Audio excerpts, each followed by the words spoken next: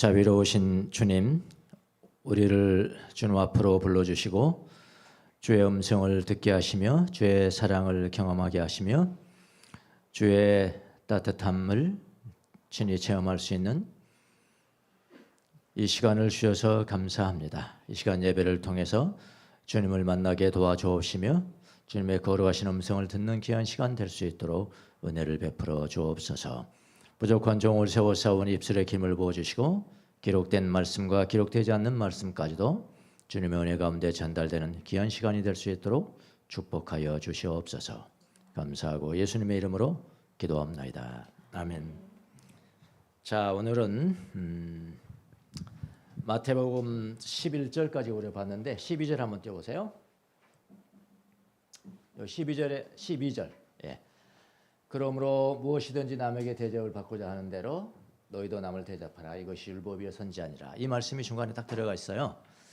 그래서 이 말씀은 지금까지 5장, 6장, 7장, 11절까지 우리가 보는 동안에 이게 전부 다 이제 제자도에 대한 말씀이잖아요. 그 전체 말씀에 대해서 하나의 빛을 던져주는 그런 말씀이 하나가 딱 들어간 겁니다. 그러니까 요거는 별도로 설교하지 않겠습니다. 이거 조금만 언급하고요. 이것을 우리는 뭐라고 하냐면 황금률이라고 그러잖아요. 골든 룰 그러죠. 황금률이라고 합니다.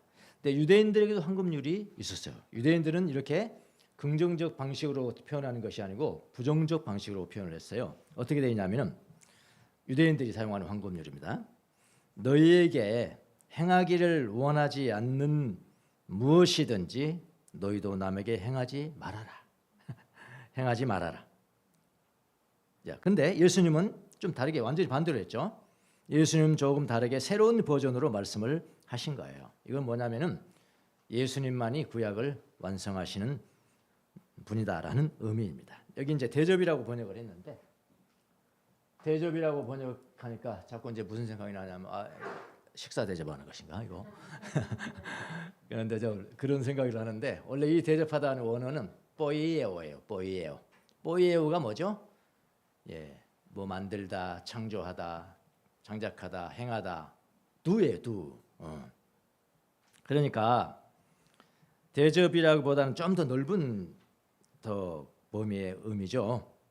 너희는 무엇이든지 남이 행해 주기를 원하는 대로 너희도 남에게 그렇게 하라.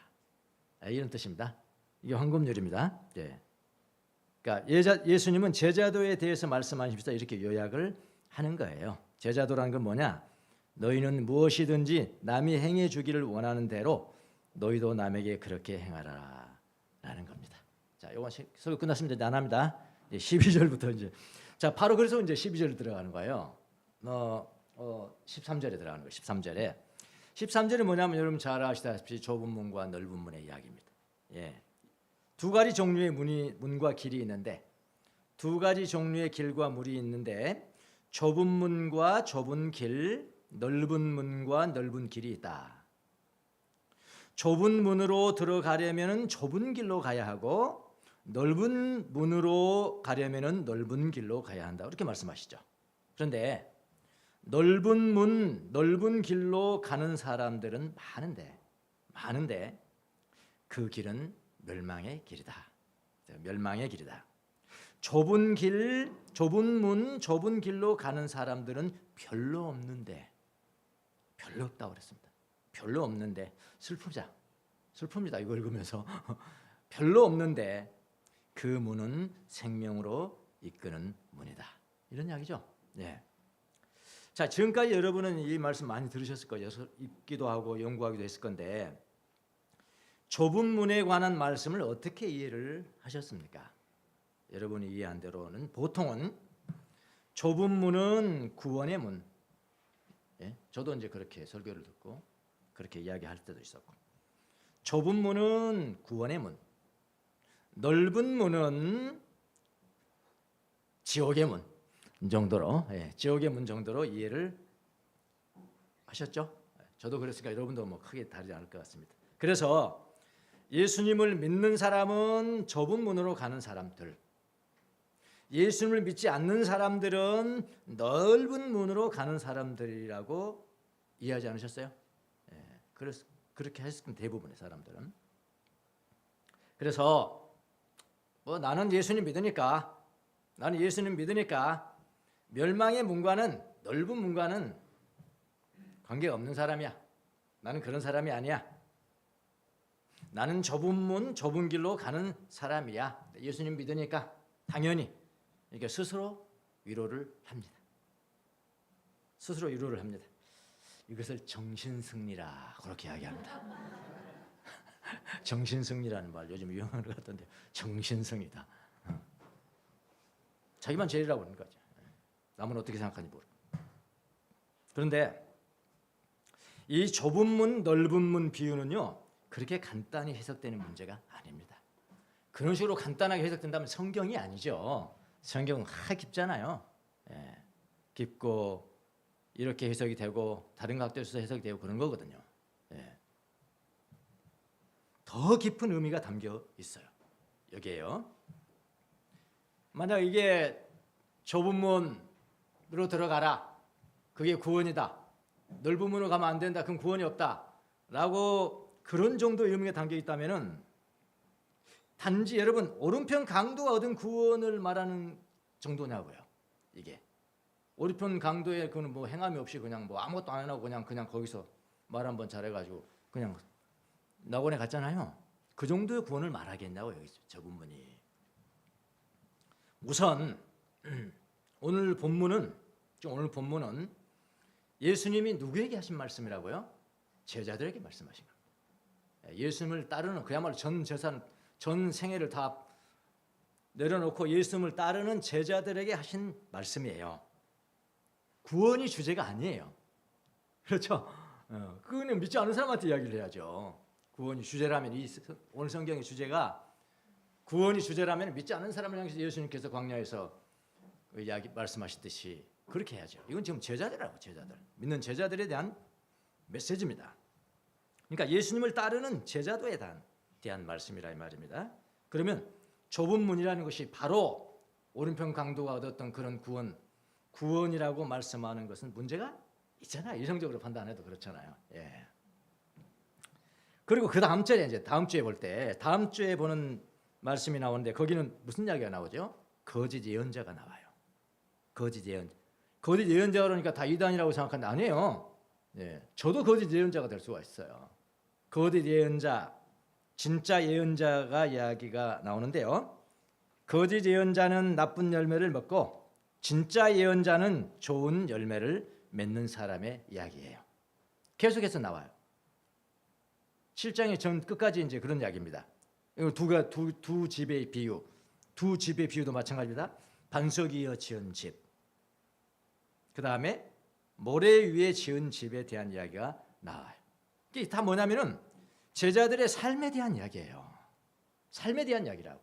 이로 보건대 두 가지 비유를 좁은 길, 그 다음에 넓은 길, 좁은 문, 넓은 문. 이 비유를 천국과 지옥이라는 구원의 문제라기보다는 삶을 말하는 제자도예요. 제자. 지금 계속 제자도잖아요. 다 5장, 6장, 7장. 제자도에 관한 이야기라고 보셔야 합니다. 그래서 좁은 문으로 들어가는 사람은 풍요로운 생명을 얻을 것이고 언제? 이 땅에서. 예. 풍요로운 생명을 얻을 것이고 넓은 문으로 들어가는 사람은 겉으로 보기에는 좋아 보이나 생명력이 없는 삶을 살 것이다. 뭐 그런 뜻이에요. 예. 좁은 문 이야기는 제자도에 관한 이야기라는 것을 명심하십시오. 예. 안토니우스라는 사람은 스토온의 아버지라고 불립니다. 성 안토니우스, 여러분이 아는 성 안토니우스. 부유한 집안의 출신입니다. 그냥 가만히 있는데 그냥 아버지가 부자하면 뭐 자식도 부자 아닙니까? 쉽죠? 예.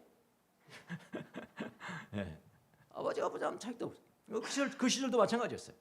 부유한 집안의 출신, 20살 무렵부터 재산을 뒤로하고 제가 말씀드렸죠? 이 자세는 여러분이 읽으셨잖아요. 재산을 뒤로하고 사막으로 들어가 홀로 지내면서 금욕적인 삶을 살아냅니다.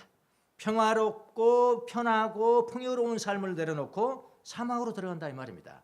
그가 구원받기 위해서 사막으로 가는 거 아닙니다. 구원받기 위해서 사망으로 간 거 아니에요. 그럴 필요 없어요. 그는 원래부터 모태신앙인이었는데요. 더욱 풍요로운 생명의 삶을 위해서 사막으로 들어갑니다. 안토니우스는 온갖 유혹과 고난을 끊임없는 기도와 고행을 통해서 극복해내요. 그 이후에 이제 금욕 생활을 접고 세속에서 생활을 하는데 뭐가 그에게 있었냐면은 영적인 순결이 있었죠. 영적인 순결과 자유 이런 것에 대한 경험을 이제 세상 사람들에게 나누기 위해서 세상으로 나옵니다. 생명의 삶을 위해서 그는 좁은 문으로 들어간 사람이다. 이렇게 이제 보는 거죠. 여러분 오늘날도 좁은 문으로 들어가는 사람이 많아져야 합니다. 그러나 불행하게도 성경의 예언입니다. 그런 사람 별로 없다는 겁니다. 그 이유는 우리가 다 아직 보지 못합니다. 오늘 또 보지 못하고 다음 주에 이제 보겠습니다만 중요한 이유가 하나가 있다는 거예요. 그게 뭐냐면은 거짓 예언자들 때문이다. 거짓 예언자들 때문이다. 여러분 기독교를 만사 형통의 종교를 변절시켜 버린 겁니다. 간단해요. 그렇게 할 수 있어요. 그런 구절도 있거든 성경이요. 만사 형통. 기도를 열심히 해서 부자가 되고 성공했다는 간증은 많습니다.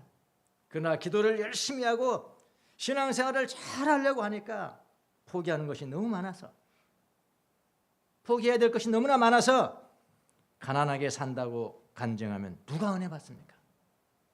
누가 은혜 받냐고.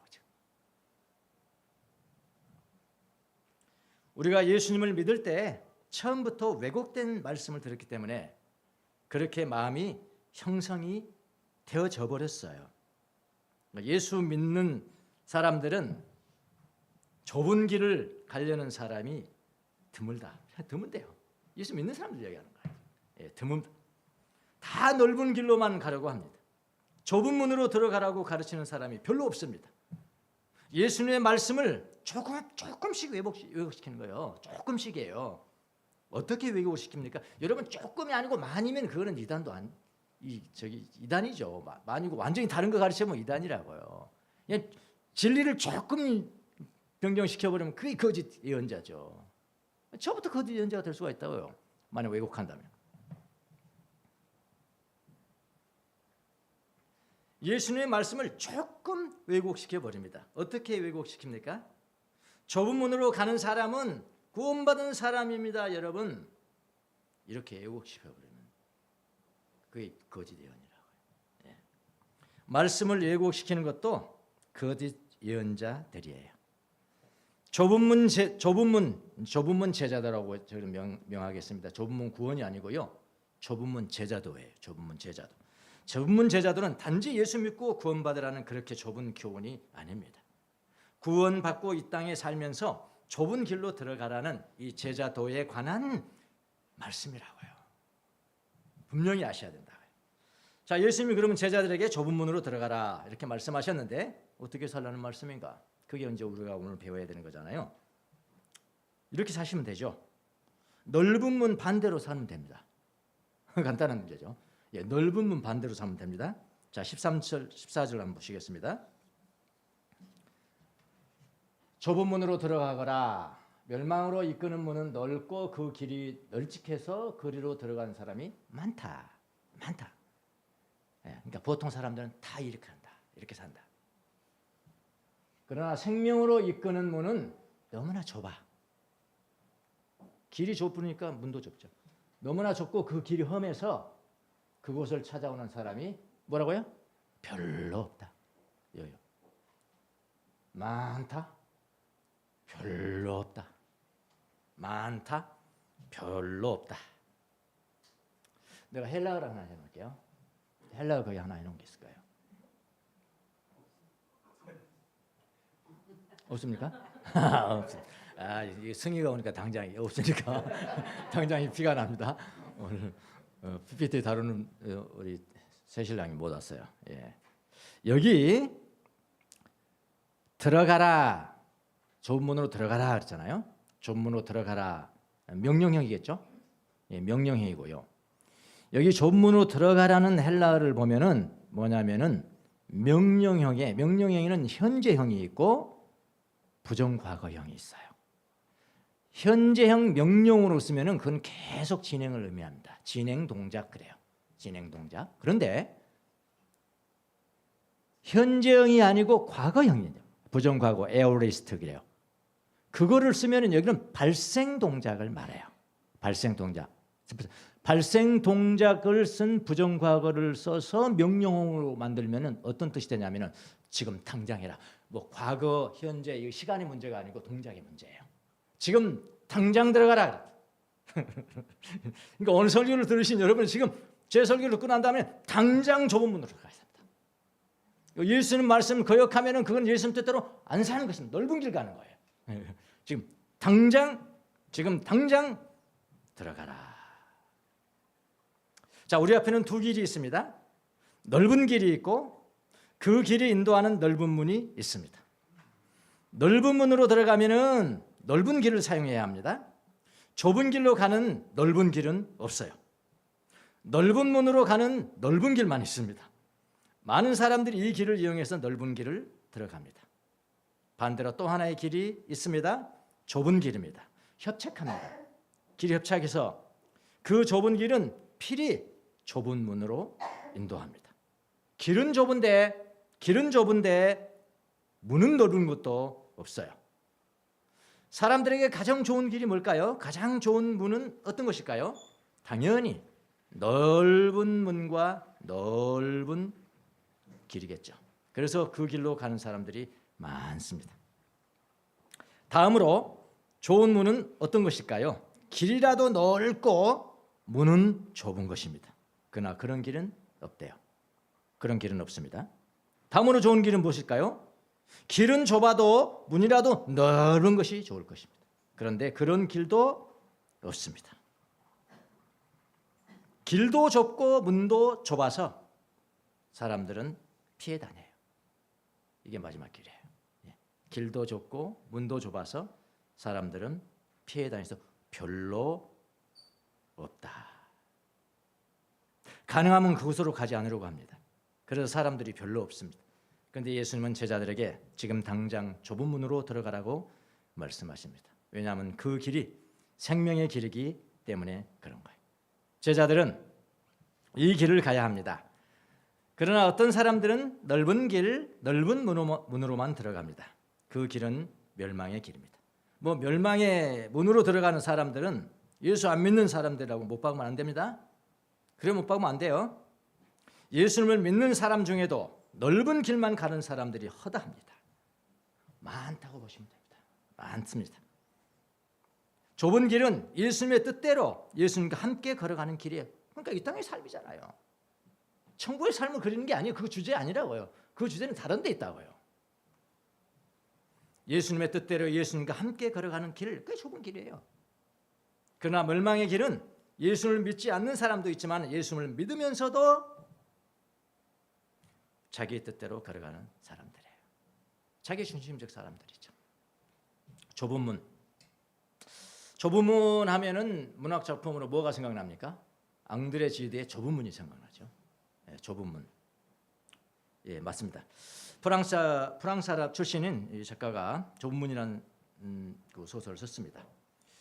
앙드레 지드는 20세기 문학 발달에 지대한 영향을 끼쳐서 1947년도 노벨 문학상을 탔습니다. 이 소설도 아주 명작으로 알려져 있습니다. 실제로 이 앙드레 지드가 교회 이제 모태신앙이거든요. 교회에서 이제 목사님이 설교를 하는데 그날 본문이 뭐냐면 오늘 본문입니다. 여러분 좁은 문으로 들어가십시오.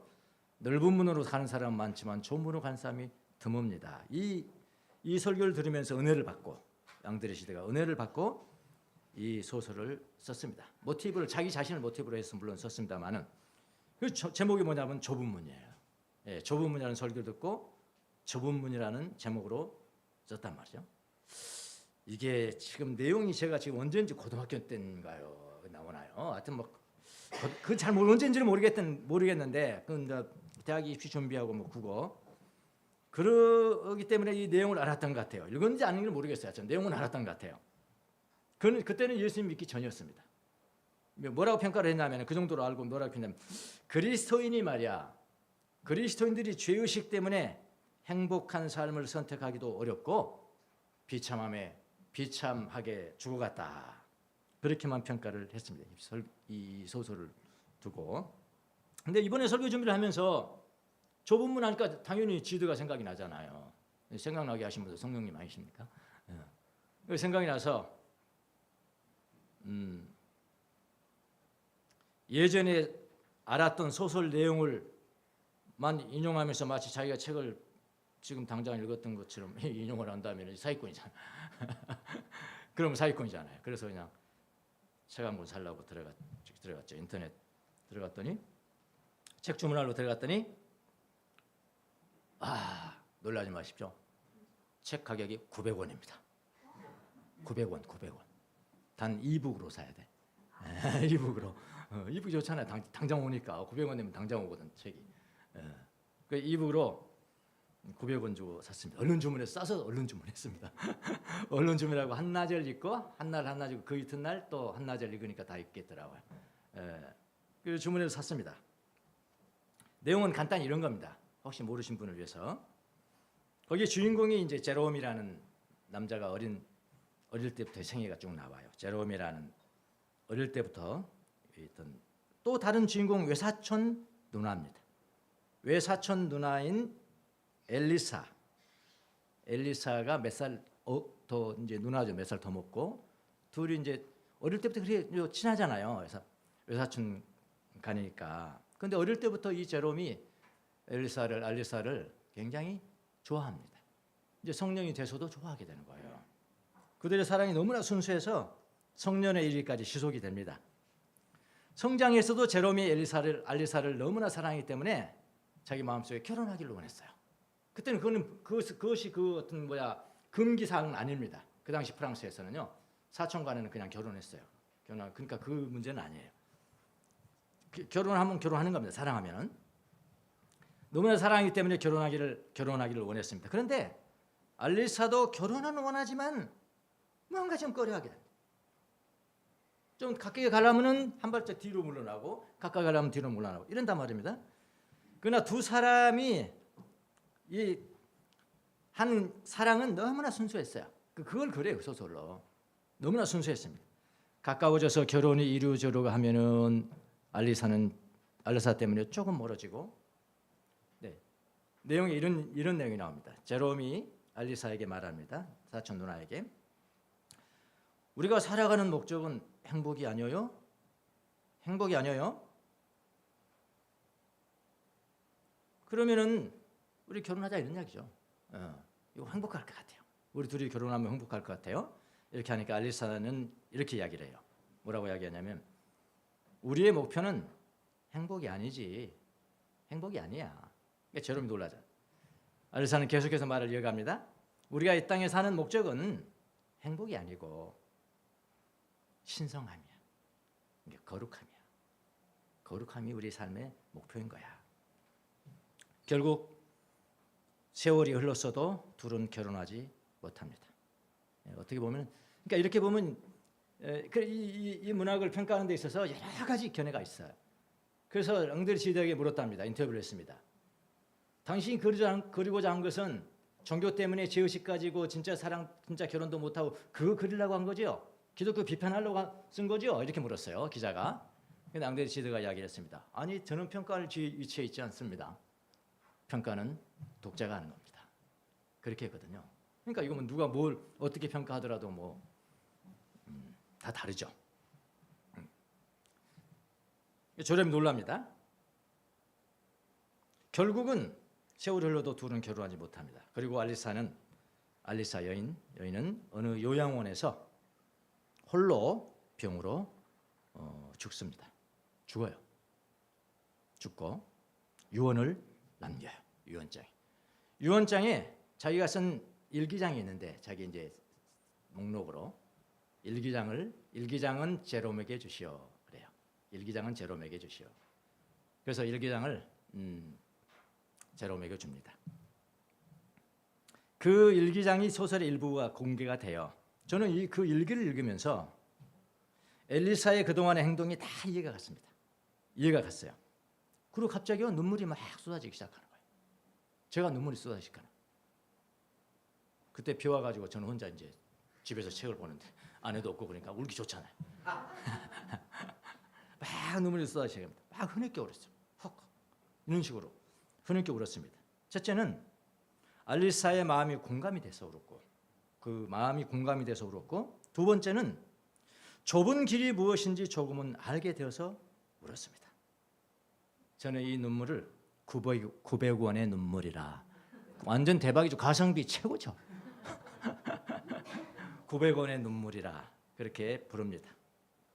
엘리사는 그들이 나눈 숭고한 사랑이요, 그 숭고한 사랑이 결혼으로 만약 어떤 사랑이 소유가 되어져 버린다면, 소유가 되어 버린다면 사랑은 깨지기 쉽다는 것을 알았어요. 내용이 그렇게 나오지 않지만 계속 보면 일기장 보면 알거든요. 그게. 그래서 그녀는 정말로 제롬을 사랑함에도 불구하고 결혼하지 않음으로 오는 고난과 인내를 선택한 것입니다. 그 앙드레 시드는 이것을 뭐라고 그러냐면 좁은 문으로 그렸어요. 네, 그냥 좀 사랑한다고 우리 결혼하자 다 그렇게 하잖아요. 그것을 넓은 길로 넓은 길로 그린 겁니다. 그래서 결혼하신 여러분 다 넓은 길 찾은 거예요. 저도 넓은 길, 여기도 넓은 길. 그래서 고난이 많은 겁니다. 저기도 넓은 길, 저기 넓은 길, 다 넓은 길. 사랑하기 때문에 결혼하는 사람들은 많습니다. 이 길을 가는 사람들은 많습니다. 저도 그 중에 하나입니다. 많은 사람들이 연애 시절 때 오자 다가온 그 사랑은 신적이거든요. 그 하나님의 사랑입니다. 아니 안 믿는 사람이 해도 마찬가지예요. 사랑의 원료는 하나님 아닙니까? 그거 누가 나무랍니까? 그거 연애할 때 한번 생각해 보세요. 신적이면 신적. 내 간이라도 다 빼주죠. 간이 뭐야, 다 줄 거야. 나 죽을 거야. 나 당신 위해 죽어도 좋아. 뭐 그런 노래 있잖아요. 그거 진짜예요. 노래 그대로예요. 그게 사랑이에요. 남녀간의 사랑이잖아요. 하나님의 것이에요. 연애할 때는 무슨 고난이 오더라도 이 사랑을 지켜주겠다고 이야기합니다. 그리고 결혼합니다. 그때부터 사랑을 소유하게 됩니다. 뭐든지 여러분 소유하면은 힘이 발생하는 거예요. 소유하면 그때부터는 힘을 사용합니다. 힘. 이렇게 저렇게 해. 이렇게 좀 해주시죠. 해줬으면 좋겠어요. 그게 아니에요. 힘을 사용하는 거라고. 이렇게 저렇게 안 하면 분노하는 거죠. 이게 결혼 생활이 되는 거예요. 사랑이 부패하기 시작합니다. 그렇게 사랑할 때는 막 그러잖아요. 결혼해 줄래? 그래 결혼했어. 그래도 몇 년이 안 돼. 몇 달 됐는데 이혼해 줄래? 또 이혼도 안 해줘. 그러면 소송해 줄까? 그렇게 살아가는 게 우리의 인생이라는 거예요.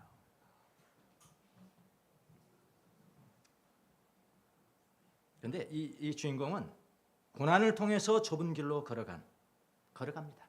그게 주인공이에요. 주인공의 삶을 통해서 나도 고난을 참고 견디는 좁은 길을 가야 한다는 그런 결심을 한 거예요. 너무 늦게 한 거죠, 저는. 빨리빨리 했어야지. 그것은 곧 주님의 사랑이기 때문에 그런 거예요. 여러분, 우리가 사는 목적은 예수님을 닮아가는 길이고요. 그 길은 이 세상의 행복과 다릅니다. 이 세상은 행복이라고 말하지만 우리는 지극한 복이라고 합니다. 지복이라고 이야기합니다. 예수 믿는 사람들이 예수님과 함께 걸어가는 것은 지복이라고 이야기해요. 지복, 지극한 복. 고난 중에도 받는 복입니다. 고난을 통과하는 복이에요. 고난 중에 기다리는 복이라고요. 이 땅에서 행복을 참아내고 지극한 복을 기다리는 신앙이에요. 이것이 제자도예요. 그게 좁은 길이에요. 오해하지 마세요. 예수 믿는 거 좁은 길, 나 좁은 길, 그거 아니에요. 정신승리예요. 예수 믿고 지금도 다른 세상들이 다 가는 것, 다 구하는 거, 다른 거 그거 가지고 기뻐하고 행복하고자 하는 것 아니에요. 우리의 목적은 행복이 아니야. 우리의 목적은 신성이고 거룩함이야. 그러면 고난도 참아내야 되는 거야. 내 욕심대로 안 하는 거야. 예수님과 함께 가야 되는 거야. 예수님의 뜻대로 가야 되는 거야. 그게 좁은 길이라고 해요. 좁은 길. 제자도에 앙드레 지드가 쓴 좁은 문도 바로 그 점을 그리고 있어요. 일기 중에 하나를 저기 넣었네요.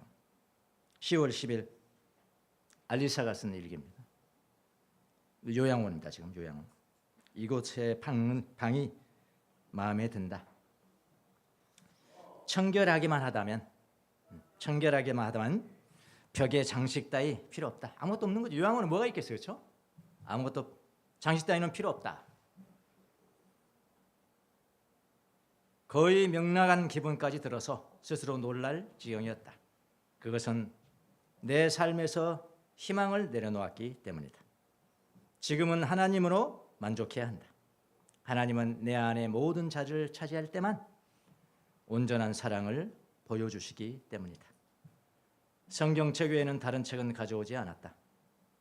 그러나 파스칼의 격한 흐느낌이 아마 빵새를 가져왔을까요? 흐느낌이 내가 읽고 있는 말씀 구절보다 더 큰 음성으로 내 마음을 울린다. 하나님이 아닌 것은 그 어떤 것도 내 기다림을 채워줄 수 없다. 오 경솔한 내 마음이 탐했던 너무나 인간적인 기쁨이여.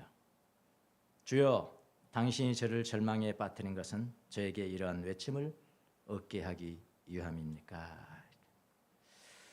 이 마지막 일기를 읽는데 그렇게 눈물이 났어요. 주님에 대한 죄송한 마음과 주님의 사랑이 여전히 나와 함께 한다는 감격 때문에 그런 거겠죠. 좁은 문은 들어가기 힘듭니다. 들어가는 사람이 거의 없습니다. 그런데 거기에 생명의 길이 있음에도 그렇습니다. 단지 구원을 얻는다는 그런 의미가 아닙니다. 이 땅에 살아가는 동안 주님과 함께 살기 위해서 받는 고난, 받는 인내, 이런 것들이 생명이라는 거예요. 제자들의 목표는 이 땅의 행복이 아니라 신성함, 거룩함이라는 진리를 가르치는 것이에요. 자, 이 지드가 결혼 생활에서 이제 사랑이라는 연애 생활, 남녀 연애 생활에서 좁은 길이 무엇이냐는 것을 그린 거죠, 사실은요. 예. 거기에서만 그린 거예요. 근데 다른 삶의 분야도 마찬가지입니다. 소설들 하나씩 다 쓰세요. 지드는 결혼 생활에서의 좁은 길이 무엇인가를 썼어요. 진짜 사랑이라는 게 뭔가.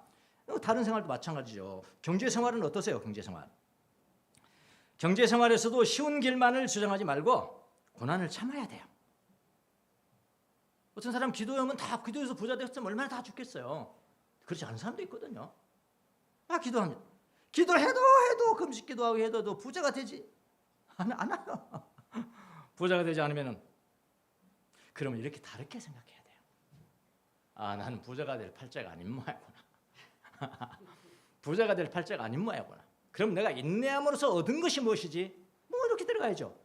주님, 내가 인내함으로 얻는 것이 무엇인가요? 내가 가르쳐 주세요. 분명히 거룩함이 있을 거예요. 신성함이 있을 거라니까요. 거기에 있을 거라고요. 그렇게 이미 거룩해졌을 거예요. 여러분이 그걸 귀중히 여기서 안 해서 그렇죠. 그렇게 하지 마. 나는 예수님 믿는 거 잘못 믿는 거야. 이거 어떻게 생각? 다른 사람이 어떻게 생각할까? 그렇게 생각하고 그런 생각을 아세요. 박살내 버리세요. 경제 생활에도 마찬가지입니다. 인간관계에서도 마찬가지입니다. 쉬운 길만을 가지 마시고요. 좁은 길을 지금 당장 가십시오. 힘을 사용하는 것은 넓은 길입니다. 언제나 달콤함만을 찾고 어려운 삶에 대해서는 찾지 못하고 불평만 하는 것은 바른 신앙이 아니에요. 그건 제자도가 아닙니다. 좁은 문 신앙이 아니에요. 모든 제자들은 쉬운 길을 가지 않았습니다. 성경 보세요. 죽음의 길이라도 예수님과 함께 걸어갔으면 예수님과 함께 기쁨으로 걸어갑니다. 근데 고난이 있어. 병난 사람도 있고 그냥 죽고 20대 30대 죽고 좁은 길이옵니다. 좁은 길. 그래서 제가 흘린 눈물은 쉬운 길만을 추구하던 나의 삶의 자세에 대한 회개의 눈물이었겠죠. 들어갔겠죠. 그것도 회개의 눈물이었고요. 좁은 길에서 저를 사랑하시는 하나님의 사랑을 깨닫고 저는 운 것입니다. 예. 여러분, 지드가 이제 결혼 생활에 대해서 이야기했으니까 저는 이제 한 가지, 이건 나만 아는 거고 나만 전하는 건데요. 여러분, 부부 생활에 있어서 다 자기 중심적으로 생각합니다. 왜 부관이 불행합니까? 내가 너보다 낫다는 거거든. 다 마찬가지예요. 남자는 부인을 생각하면서 내가 너보다 나아, 내가 시키는 대로 해. 왜 안 하는 거야? 불행아. 부인은 또 마찬가지로 네가 나보다 낫다고 말도 안 되는 소리 하는 내가 더 나은 거야. 뭔 말하는 거야? 그래가지고 해결이 안 됩니다. 해결이 안 돼요. 예. 좁은 길이 아니에요. 다 넓은 길이에요. 그건 다 세상 사람 다 그렇게 해요. 좁은 길을 가시는데 이렇게 하십시오. 남편은 아내를 향해서 뭐 결혼식 돼 버렸네. 지금 주례하는 것이 돼 버렸는데 하여튼 뭐 주제가 뭐 저니까 남편은 아내를 향해서 항상 이런 마음 가지세요.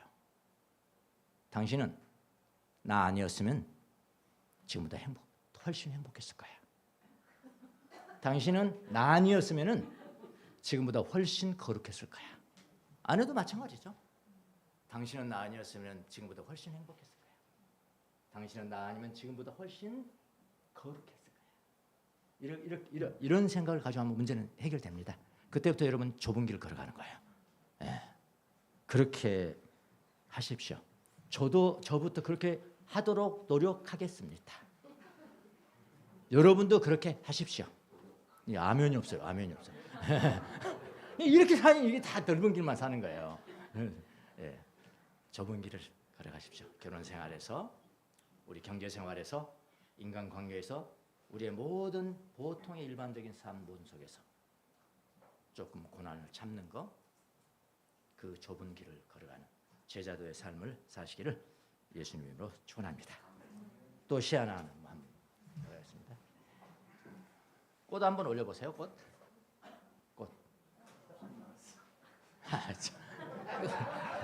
뻥크가 많이 난다. 우리 승희 이렇게 저 교회 안 나오면 안 될 것 같은데.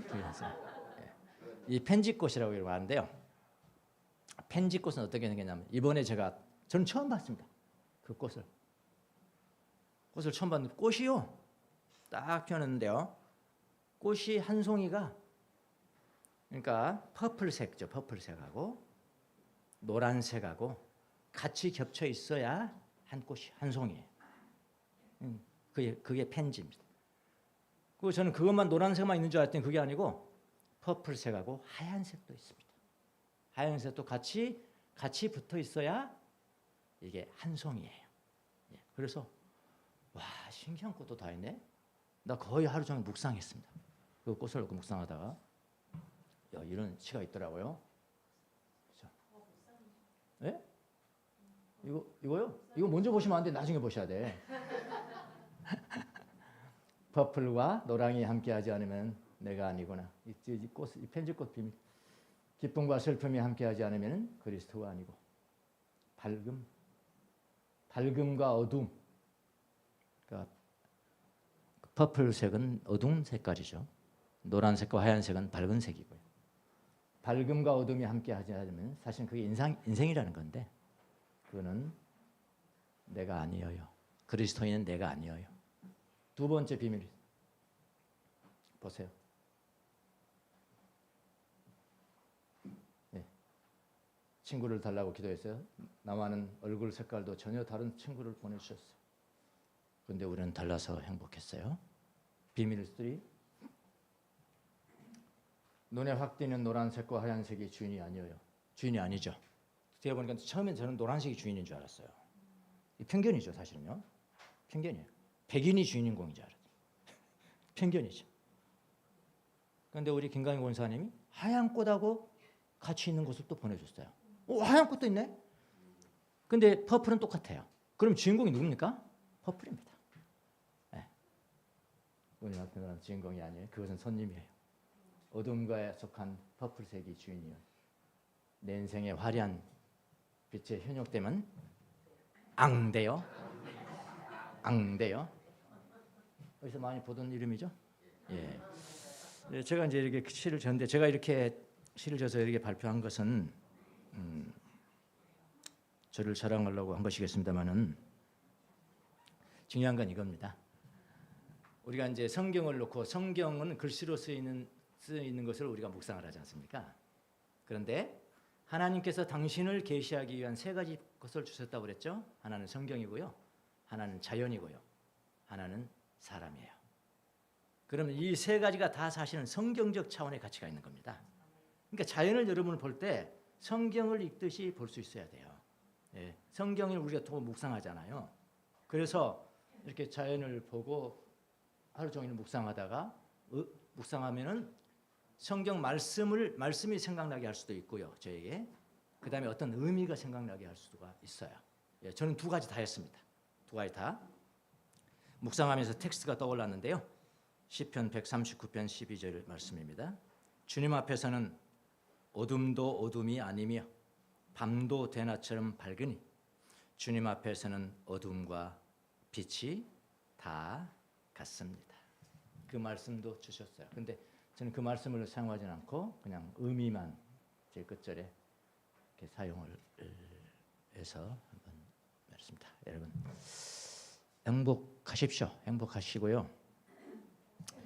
그런데 행복보다 더 가치 있는 것이 있다는 것. 그건 뭐냐면 거룩함입니다. 신성함입니다. 그 거룩함과 신성함은 어디서 얻어지는 것이냐? 예수님과 함께 걸어가는 길에서 얻어지는 것인데 그 예수님의 길이 뭐냐면은 좁은 길입니다. 때로는 인내하시고요.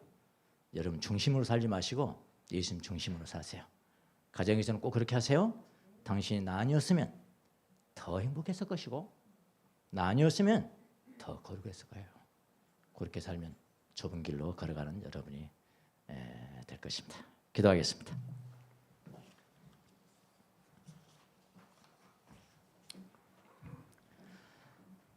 주님 감사합니다. 넓은 길만 좋아하고 넓은 문만 좋아하는 이 시대에 제자도를 준수하며 살아가는 사람들에게 하나의 복음, 하나의 생명의 복음을 주셔서 감사합니다. 좁은 길, 좁은 문도 있다는 것. 그러나 그 길은 예수 그리스도와 함께 주님의 뜻을 행하기 위해서 걸어가는 사람에게 생명의 길이라는 것. 그 길을 걸어갈 수 있도록 은혜를 베풀어 주옵소서. 예수님의 이름으로 기도합니다. 아멘.